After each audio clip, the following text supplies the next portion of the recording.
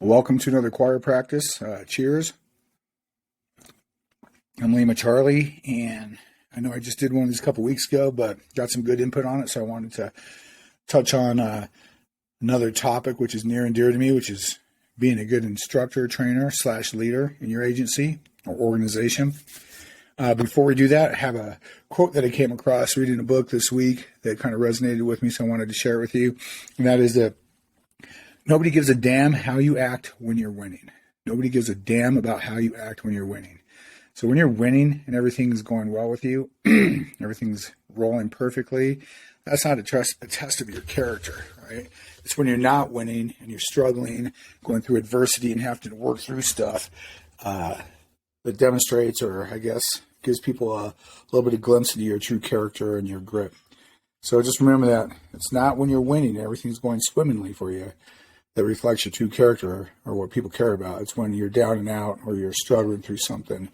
That is when people care and take notice of how you act. So, good quote. So, leading, being an instructor, being a trainer, it's kind of near and dear to me. That's kind of my primary focus outside of being a cop. Is I do a lot of training and instruction. So I wanted to talk about that a little bit. A couple things about being a good instructor is that, going through that class, getting that instructor certificate, whether it's in arrest control, driving, firearms, you name it, that's the easy part. It's after you get that the work truly begins. So just getting that instructor, that promotion, or put into a role as a trainer, again, that's not the easy part. That's when the work actually really starts. I think being a good instructor requires true and authentic commitment on your part. And it's a lot of hard work. It's a lot of hard work. Part of that is seeking out and going through ongoing development and training, making sure you're relevant, up to date, and competent to be an instructor. Because when you're an instructor, a trainer, or a leader, a huge responsibility to those people that you're teaching and or leading. I want to make a quick distinction about there's a lot of crossover or connectedness between being an instructor, a trainer, and also being a leader within any organization. If you look at the characteristics that make someone a really good leader and the characteristics that make somebody a very good trainer, they're very, very similar. And there's a lot of crossover there. So with that said, that's why I talk a lot about leadership and also training within organizations, because it's real important. And again, there's a lot of crossover between that. I got challenged on another, medium, social media medium, a couple of weeks ago, because I post a lot of stuff about leadership, and someone said, well, I'm not noticing anywhere on your CV or your bio that you are a sergeant or a commander, lieutenant, anything like that in your organization. Just wondering where your opinion is based on from being, when I post stuff about leadership. So it's true, I'm not a supervisor at my agency. I hold no rank. I'm your standard issue street cop. With that said, though, not having an official title, I find myself in a leadership role a lot at my agency. And I think that's based on a lot of things. The unofficial leadership role. First of all, I'm one of the senior guys on my team. So I came to this position with, over a decade plus of experience and a bunch of different roles. I had the opportunity to work at a couple other agencies before I came to the agency I'm at. That gave me the benefit of seeing what worked and what didn't work at other agencies and being able to share that with my coworkers. I'm one of the lead trainers, so I do a lot of training. So I find myself in an instructor role a lot at my agency. And the stuff I teach is really high liability topics, use of force, arrest control, tactics, stuff like that. Also being a member of the SWAT team and also being a field training officer for a couple of years. I think because of the roles I'm in, where I'm presenting or teaching in different classes, and because of my age and my experience, sometimes I'm thrust into that leadership role. I mean, a lot of coworkers will come to me for, hey, I'm on this weird call, what do you think? Stuff like that. So, being that I'm in that unofficial leadership role, I have an obligation, I think, for my own professional development and for my coworkers to continue to develop, train, research, and study being the best instructor that I could be. And because of such almost a symbiotic relationship between being a trainer and a leader, I inherently find a lot of stuff and do a lot of research on leadership, and that's where I share it. So that's kind of the background of where I'm coming from with that. So no, I'm not trying to portray that I'm a high-level supervisor or anything like that. I'm not. I'm just your standard issue deputy. So with that said, I came across a quote, not a quote, I guess something was shared in a book. I'm going to try to read it to you if I can get this to open up. And I want to talk a little bit about leadership. So, really good book I'm reading. It was written by a former special operations guy, and he had some really good points. I want to kind of touch on those. So, he's talking about when he got in the military, where he finally had some good coaches, trainers, and became a part of an institution that had hundreds of years to evolve and create an environment where individuals would excel. He said, no longer was I being coached by the unqualified. Some of the best coaches know how to, and he goes on to list a couple things. I think that's really important because I think a lot of times people get into a role, they get promoted to an FTO, a field training officer, or they go to a week-long class to become an instructor in firearms or driving or something like that. And that's where the development and training stops. You can't go to a 1 week, a 40-hour class on how to be an instructor, and then 5 years later not have gone to or attended any additional ongoing development or training to become a better instructor. You cease to be relevant. Remember, when you go through a 40-hour instructor certification course, that is just scratching the surface of how to be a good instructor, both from a knowledge base wise and also from an ability to transfer that information to students. All right, because there's a big difference between training and lecturing. And a lot of times I notice in law enforcement, we call lectures or exposure to something training. It's really not training. Remember, training is trying to build skill to influence a behavior down the road. And just telling somebody about something or introducing them to something is not training. That's just information sharing. So that's a distinction there. But what I think this guy's alluding to is that he had a lot of instructors that are unqualified.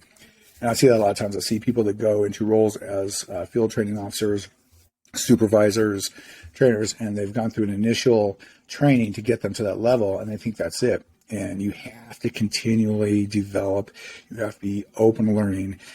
If you aren't open to learning and you are perpetually learning and being a student, how can you expect other people to trust you and take your word that they need to learn and study? Does it make sense? So anyway, some of the things that his instructors do that he relates to are observe behavior without judging it. That's really important. See what people are doing. Observe their behavior objectively, so you can help them with it, either correct it or foster it. No judgment. You don't need to judge people. Change behavior in a way that builds confidence. When you course correct somebody or you offer suggestions, it should always be towards a positive, make them feel good about the experience. It's no different than training a dog, right? If you give positive reinforcement, that person's going to be more likely to be open to that. If they're not open to learning and they're not in that learning environment, then they're shut down. And sometimes that negative, where it's necessary sometimes, but sometimes that negative feedback is actually detrimental. A good coach will push you without breaking you. They remain organized to keep you processing or progressing down a constant path. They read you and know where you are, both emotionally and physically. Communicates with clear end states. So those clear end states are really important to do with students. There's no secret thing. There's no magic to it. They need to know what the course of education and training is, where they're at, what you're going to do, and where you hope to end with that. Super important to clarify that with people. A good coach remains curious rather than certain. Once you think you know it all and you can no longer learn, you're a liability, not an asset. So confident is good, but not certain. I learn so much from students all the time. I have the opportunity to train some high-level operators, both in the military and without. I learn stuff from them all the time, and I'm always looking to take stuff away from classes. Every class I teach is a learning opportunity for me, and I truly learn some stuff, so you need to be open to that. You need to remain relevant by being in constant study, what I said earlier. If you're not continually developing as a leader and studying and researching, then you lose relevance, and that undermines your competence and the confidence your students have with you, or subordinates if you're a leader. Love their students and accept them for who they are so that they can help them become who they can be. So this is one that's kind of interesting to me. I see it with field training officers a lot and instructors. They focus on trying to make the trainee or recruit like them, meaning this is the way I do the job and I want you to do it like me. And that's not what a good trainer does. Okay, you share information, but you're supposed to help that individual develop their own style and their own pathway. You want them to be successful with their own nuances and all that kind of stuff. So it's not about making everybody mini me's and doing it just like me. It's about helping them develop their own styles. And that's the beauty of a field training program, is the recruit gets exposed to multiple trainers. So they get to pick and choose positives from different trainers. But it's more for the trainers to recognize that. We need to approach coaching as an ultimate responsibility and opportunity to change the lives of they coach. I can't tell you how many times I've had people come back to me years later and they said, "Hey, remember that one time when I was your trainee? We went on this one call." I'm like, "No, I don't remember that at all." And they're like, "Yeah, well, we did this, and I thought about that the other week, and it helped me make a decision." That's like gold to me. Absolute gold. It means I shared something or transferred knowledge to somebody that helped them make a decision later on in their career. And that's awesome. And they used it. If you look at the hierarchy of learning or education with adult learners, it's when they can actually, the highest levels, or when they can actually take something that they learned and create something new with it, right? That's the highest level. Not just recite things to you, but they can actually use something that you taught them, build upon it, and use it to create something new. That's the highest level of learning. So that's gold to me when people do that. And I absolutely love it, and I think it's really, really, really important. So that's a couple of things I wanted to touch on with being a good leader / trainer, stuff like that. I see that with a lot of supervisors too. They become new supervisors, and unfortunately, I can't speak for I'll speak to law enforcement because that's where most of my experience comes with. Is you'll see someone get promoted into a role, whether it's a leader or as a supervisor, and then there's very limited opportunities for them to continue to develop and take their leadership or instructing to the next level. And so they become stagnant. And what they basically do is all they have, and it's generational, right? So you have one sergeant who spent 10 years in a career and he was promoted. All he has is to base his style on is what he observed from other people. And then somebody else promotes and like, well, he was my sergeant, and then that person promotes, and well, my sergeant, and stuff like that. And all they end up doing is mirroring what they've observed. And this is really kind of pervasive in agencies where people spend entire careers. Or, don't get me wrong, I think that's really cool when someone can start out as a cadet or an explorer and become a patrol officer, a detective, and work their way up, and they end up becoming a sheriff or a chief. I think that's really cool. The downside to that, there's a lot of positives to that because they have a lot of deep, multi-level knowledge of an organization, both culturally and so on. One of the downsides to it is that they have nothing else to compare it to, no outside resources to compare it to or to reflect upon, right? So I did it because my sergeant did it this way, and so that's how I'm going to do it. Well, then that person has a subordinate that becomes promoted, and all they're doing is mirroring what they've seen, which is good if what they're mirroring is good stuff, and it's bad if it's negative stuff, right? So that's kind of the difference between a manager and a supervisor, I think, or just a standard issue instructor and someone who takes it to the next level, is you can't get that position and just say, well, I'm just going to do what I saw people do. You want to continue to develop your own style and then share that and influence people based off of that. So a couple things on that again is be relevant. There's a couple books out there. There's Courage to Teach by a guy named John Maxwell. Awesome book if you're going to be an instructor or trainer. Speed of Trust by Stephen Covey, another exceptional book for leadership and or training. There's a bunch of ones out there that are exceptional books, but you should also, again, you want to always be seeking out things outside of your bubble. You're in your organization, your agency, and that becomes your world, your universe. And it's important sometimes to look outside that bubble, outside that comfort zone for new material and different perspectives. I worked in the corporate world for 5 years, and did a lot of leadership development training for executives in that arena. And I can tell you that the leadership tenets, the leadership direction, the leadership resources in the private sector are just as applicable to law enforcement. It's leadership in general. It doesn't matter what avenue, what organization or arena you're in, leadership is leadership. Same with being a good instructor. If you're a really good trainer at training, kids how to shoot baskets, and you're also a really good trainer at teaching cops how to shoot guns and to drive and to do report writing and a bunch of different things.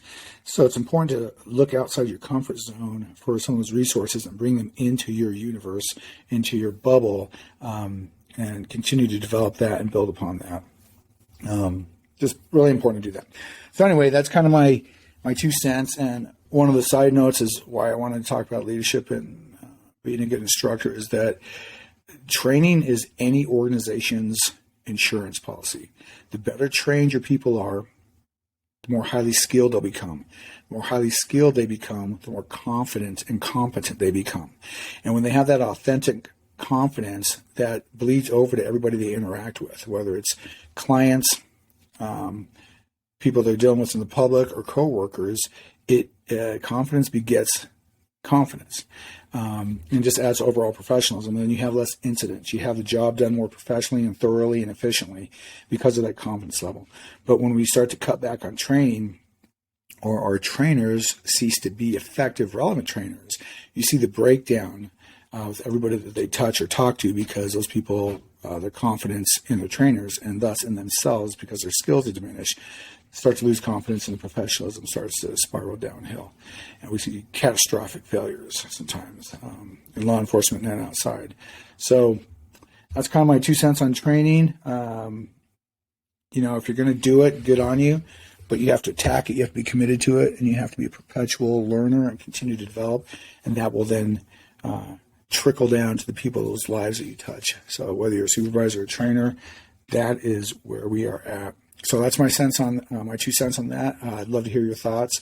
If you're a trainer in law enforcement, or if you're in the corporate world, the military, and you've got some good resources or some things that you stumbled upon that help you be a more effective trainer, I would love to hear them. I'm always looking to learn, and I can share them with other people. So with that said, sign off from this one, and I guess we'll see you on the next go-around. Shoot me some ideas on what you want to hear about within the law enforcement community. I'd love to talk to them and share them with you. Cool.